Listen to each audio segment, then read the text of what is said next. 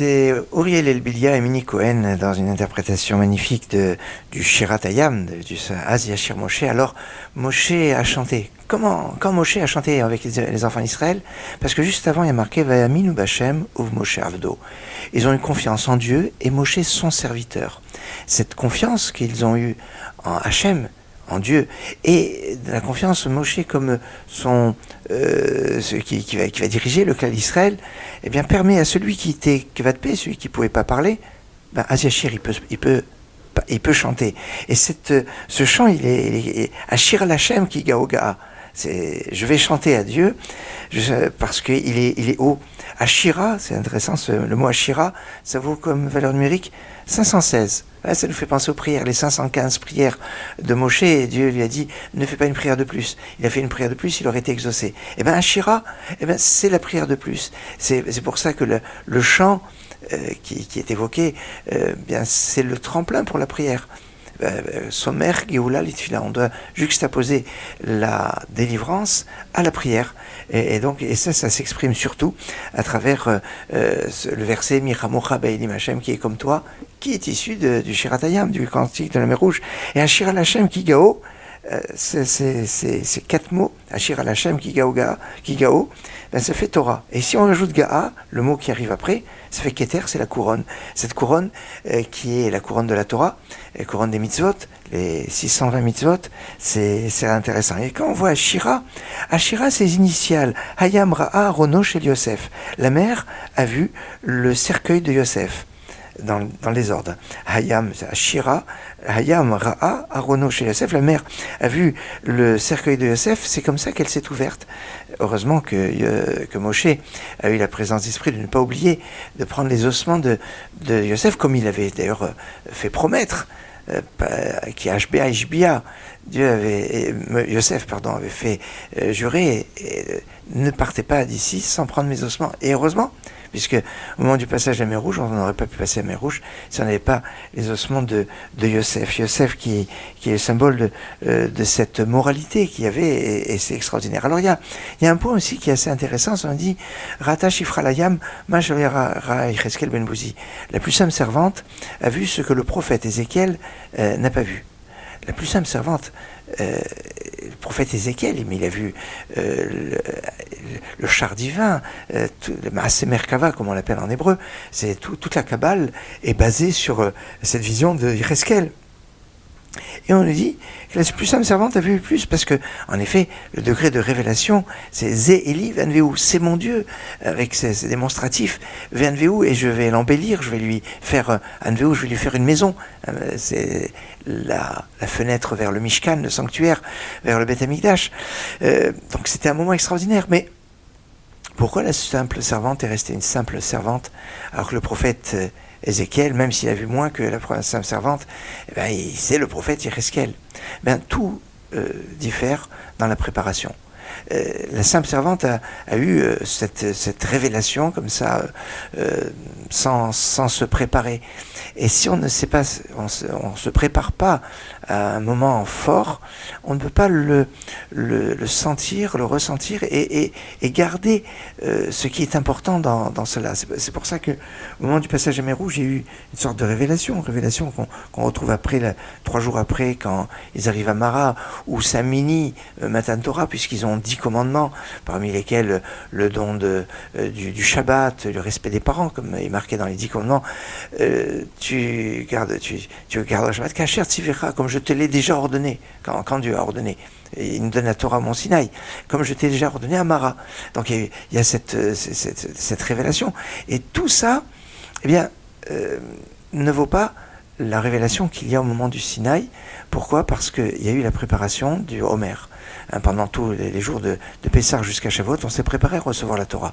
Cette notion de préparation qui n'est pas qu'une préparation physique, matérielle, mais une préparation spirituelle que l'on retrouve pour le Shabbat. Mishetarar be'erev Shabbat, yochal be'Shabbat. Celui qui s'est fatigué la veille de Shabbat mangera le jour du Shabbat. Alors, c'est pas seulement parce que le Shabbat, on n'a pas le droit de cuisiner et qu'on doit préparer les plats avant le Shabbat. Et si on n'a pas préparé ses plats avant Shabbat, ben, on n'aura rien à manger pendant Shabbat. Non, mais c'est pas seulement ça.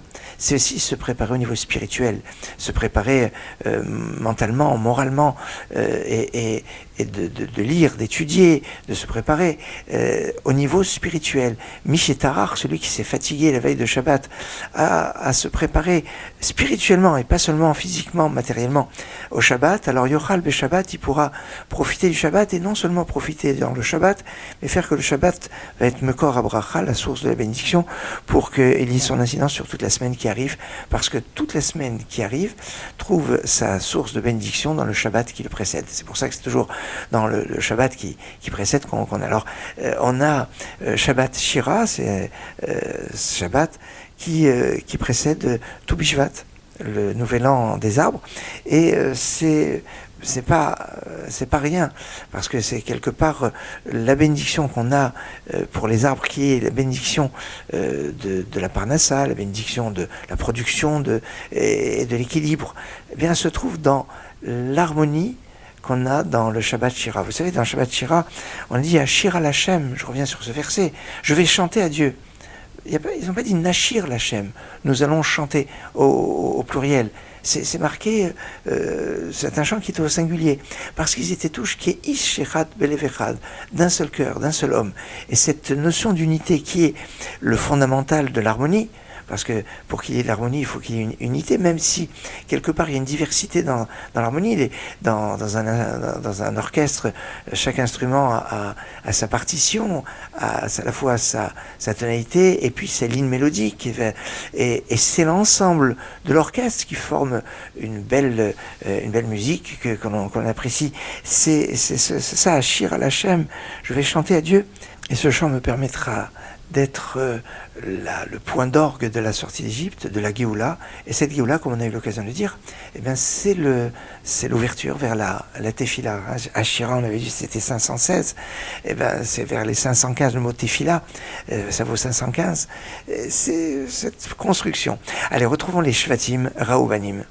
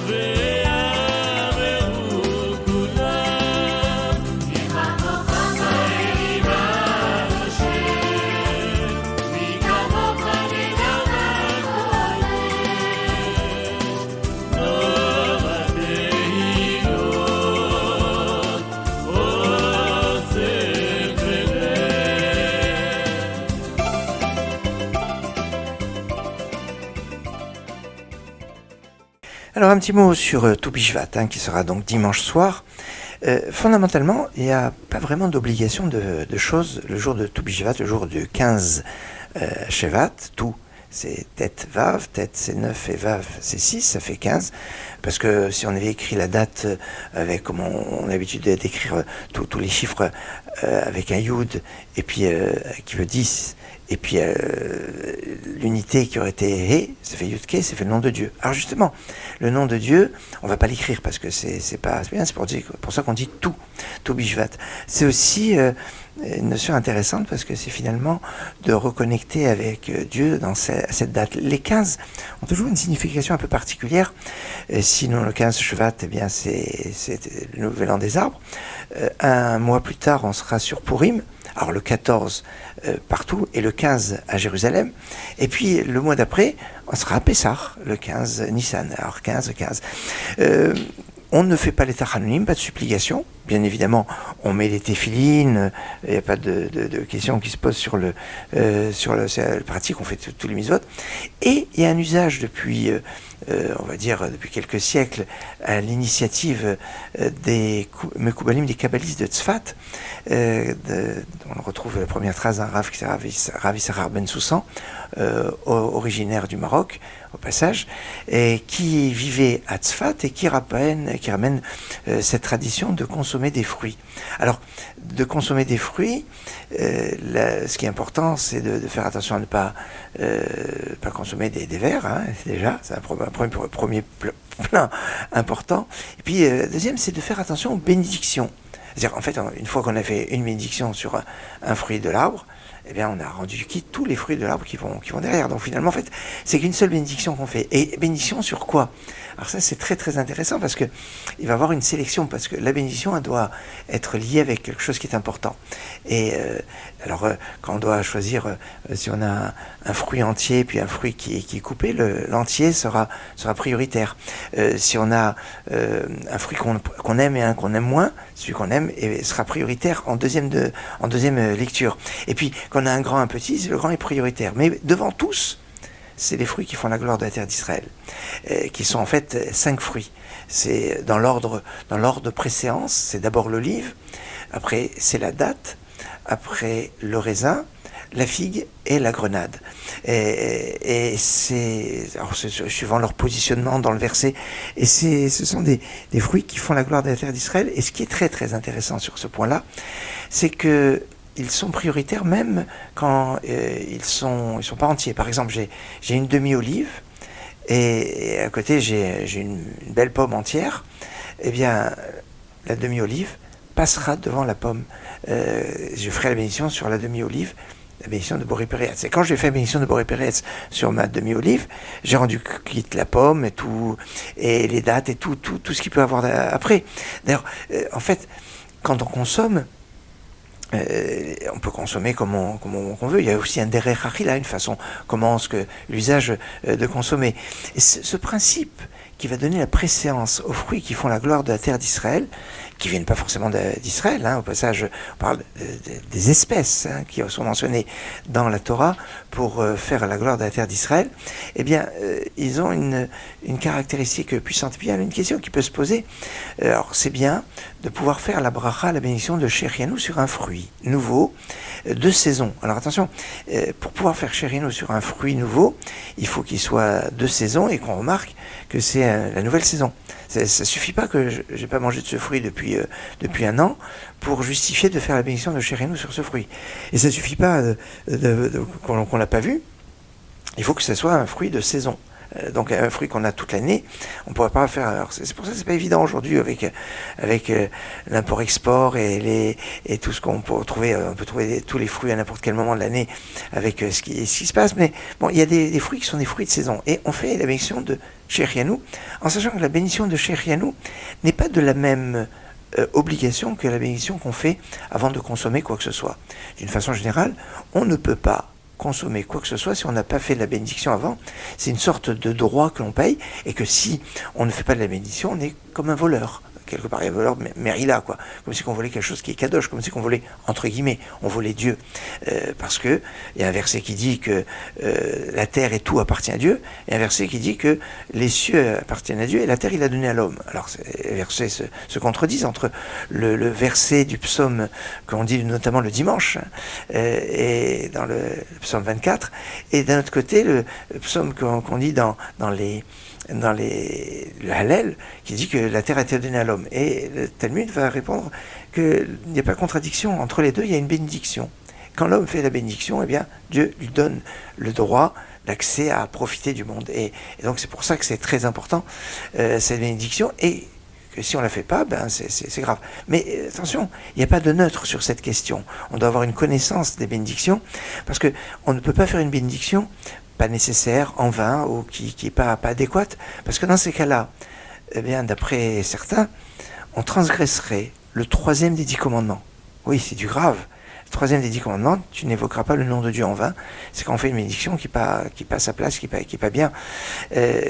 Alors c'est vrai, tout le monde, certains disent, c'est pas aussi, c'est comme si que, mais c'est pas. Mais certains considèrent que c'est cet interdit du 3e, l'interdiction de prononcer le nom de Dieu en vain, le 3e des 10 commandements, c'est quand même du lourd. Alors, dans les bénédictions, donc on n'a pas le choix. Si on la fait pas, eh ben, on est un voleur. Et si on fait quelque chose qu'il ne faut pas faire, eh bien, on est un blasphémateur quelque part. Alors, c'est pour ça qu'on doit apprendre, étudier les lois et faire ce qu'il faut, et puis le faire avec kavana, avec ferveur. Mais la bénédiction de Shechianu n'est pas une bénédiction qui a la même gravité. Une personne qui va manger quelque chose sans avoir fait Shechianu sur le fruit, alors qu'il aurait pu faire Shechianu, n'est pas un voleur. Il a raté une mitzvah, il a raté quelque chose. Et tant qu'il est dans la première consommation, il peut faire encore Shechianu. Mais dès qu'il a fini la première consommation de ce fruit, par exemple, il y a une assiette et puis il est en train de manger ce qu'il y a dans cette assiette, tant qu'il est dedans, il peut faire encore Shechianu. Mais dès qu'il a fini l'assiette où on est en une nouvelle consommation, on ne peut plus faire Shechianu. Mais si maintenant, on a un fruit sur lequel on va faire Shechianu. Et puis d'un autre côté, on a un fruit qui fait la gloire de la terre d'Israël, notre fameuse demi-olive de tout à l'heure. Alors, le Rav Yosef ramène un Rav, Lev Avraham, qui dit, comme on fait 2 bénédictions sur ce fruit nouveau, eh bien, il pourrait être prioritaire parce qu'il y a quelque chose il a 2 bénédictions, il est chargé en bénédiction. Eh bien, donc c'est l'opinion. Alors, est-ce que Rav Yosef pense comme ça? C'est pas évident. En tout cas, il le ramène. Le fils de Rav Yosef va dire non. Le fruit qui fait la gloire de la terre d'Israël, avec son boré périetz tout seul, reste prioritaire. Et je ferai Shechianu sur l'autre fruit, tout seul. D'ailleurs, il y a un débat entre certains qui disent qu'on ferait Shechianu avant de faire la bénédiction quand boré périetz et Shechianu. L'usage le plus classique est de faire d'abord la bénédiction de boré périetz et Shechianu après sur le fruit, parce que ça fait partie de la consommation, c'est pas une interruption. Mais enfin bon. Vous voyez, il y a beaucoup de choses à développer, à apprendre. Les bénédictions, c'est un monde extraordinaire. On aura peut-être l'occasion d'en reparler. Il est temps maintenant pour moi de vous souhaiter Shana Tova. Oh, on pourrait dire, oui, puisque Rosh Hashanah, c'est un nouvel an des arbres. Certains disent, mais non, c'est pas Shana Tova, non. Vieille branche, non. Bon, voilà. Et de vous souhaiter en tout cas un Shabbat Shalom, un Shabbat d'harmonie, puisque Shabbat Shira, un Shabbat de paix. Et Shabbat Shalom, au Mevorach. מי כמוך באלים אדוני, מי כמוך נדר בקודש.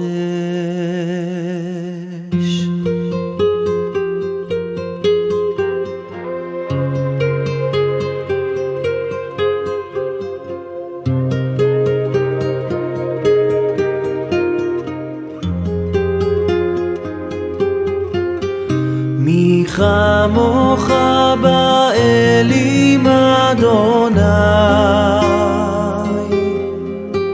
מי כמוך נדר בקודש.